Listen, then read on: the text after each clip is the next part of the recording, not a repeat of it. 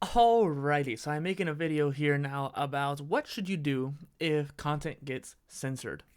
Now, I am not making this for the people who make, horrible beheading content, something like that on 4chan or whatever BS kind of stuff like that. I'm making this for the sense of like independent journalism, or in the sense of, for myself, I'm a content creator.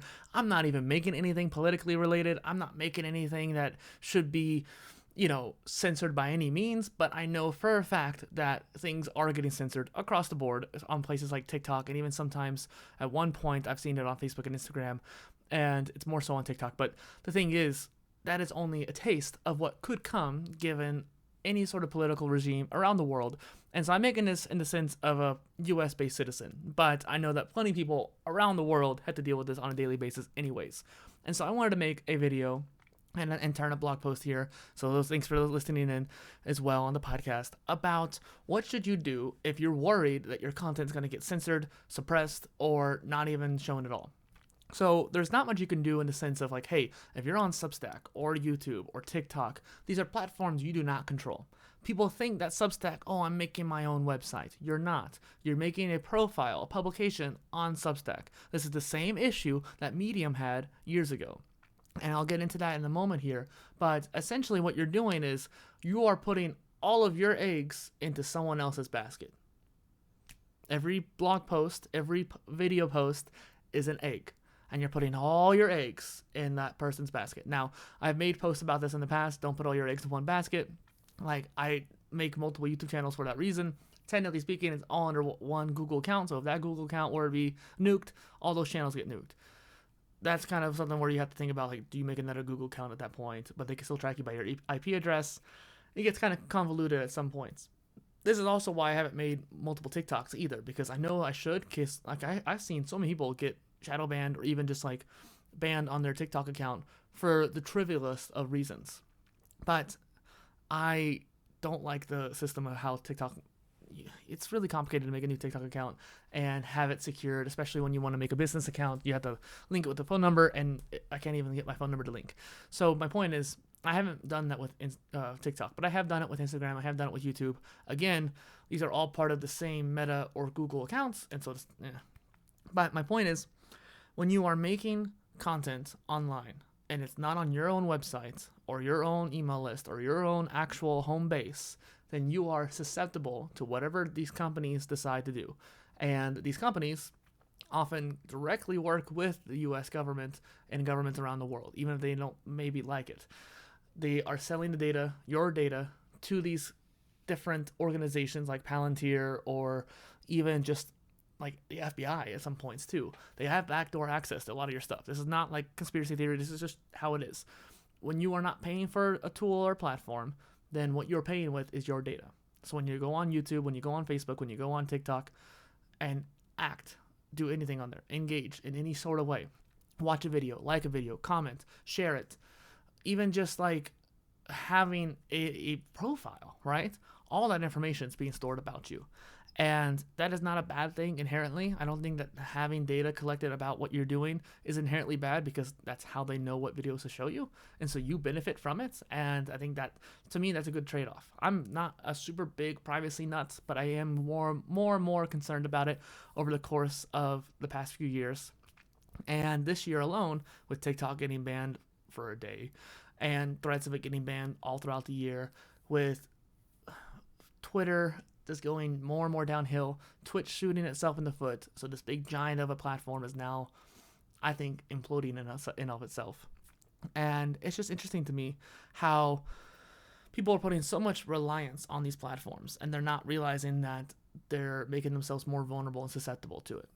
So I've talked about Substack being a great independent publishing platform, and I think it's very interesting that you can actually post videos and podcasts. I think that they've been doing kind of a crappy job at implementing the features, and I think they need to do better at it. But you can live stream on Substack, and many people don't even know that. So if you were an independent reporter in some third world, second world, or even first world country, and you want to have your content disseminated across platforms, you could literally live stream on Substack through your phone any sort of event that's happening. And then from there, you could directly post it if you want to, but presumably you'd want to make an actual written post underneath it. and then tweak some of the settings before you actually post it out, and then let it go out to Spotify and Apple and YouTube and all that jazz. So there's this potential there. You have to think about your platform, your ecosystem of content, as you're using these platforms, but they're using you as well. I use Ghost CMS as my main website, and I have considered, not like deeply, but I considered moving all my posts over to Substack because there's a lot of great features to Substack. But I realized, no, that's not the right idea, because I was on Medium when shit hit the fan and things weren't as good as it used to be. I was on Medium when it was good, and I was on Medium when things started changing.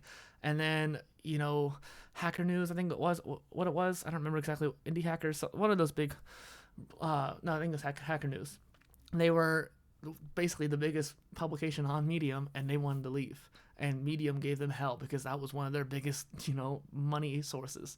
And it's just interesting to me to think about how Substack could just turn a note right then and there. They're getting tons of VC funding, which means that they have to take care of their funders before they take care of their users. Are they user-centric right now? Probably. I would like to think they are. I think that Substack is doing a decent job at balancing both, but they're getting funding, which means that they had to take care of their donors first. And in the end, the donors are going to win out when it comes to users. That's how it's always been. And that happened with Steemit, which was a decentralized, quote-unquote, platform that ended up getting way too centralized because someone bought out all the tokens. And they forked it over to Hive.blog, but Hive.blog has never been the same as what Steemit could have achieved. And I know Odyssey is a YouTube alternative, and they're trying their best to do it, but their platform kind of sucks from a user standpoint. Creating content on there, sharing content, importing your YouTube to it sucks. And so they're not going to get enough people on there in a decent amount of time span to even come anywhere close to competing with YouTube. And so there's not any decentralized alternative as of yet. I think if there was a decentralized YouTube or decentralized Substack, that would be huge. And they're trying to build it with Mirror or Paragraph or Odyssey, and it's just not there yet. But you need to think about your content and your privacy. And like, for example, CapCut, they made an announcement this year that basically anything you upload to it, they have full access to use in any way they want. And that's just something that people accepted, and they kept using it. They just kept using it. And now their content can be deemed useful in any other way. I actually didn't want to post my clips to RedNote, even though I was really happy to be on RedNote, and I'm happy to actually even had the opportunity because TikTok was going out of the way. But I don't have any control over RedNote, and any of my content on there, they have full access to. And I don't like that. And so I didn't post my podcast clips on there, despite the fact I could have grown probably pretty exponentially on there had I done it. So maybe I'll do like a single post, but now actually as of this week, I got a notification saying I need to authenticate myself with facial recognition and ID number. And I'm like, I can't use the app anymore because of this. This is crazy. So my point is, any of these platforms can be changing it up on you right away. Twitter basically flipped their entire script once Elon took over. And that's why a lot of people jump ship to Mastodon and Blue Sky. While their decentralized alternatives are not necessarily great Twitter alternatives. And so I'm on Blue Sky. I enjoy it. I don't use it as much as Threads or Substack Notes, but you get my point. So you just never know what you can do in order to take control. And I'm going to try to leave this episode with a few options for you here. I use GoCMS, which is an open source blogging CMS, content management system. And I think it's great. I think it's better than Substack in a lot of ways, but Substack has automations that I use. That's why I'm on here in the first place. But then there's other options when it comes to maybe hosting your own podcast and maybe having your own multi-streaming server. There's open source alternatives to be using that you can, if you need to, you can.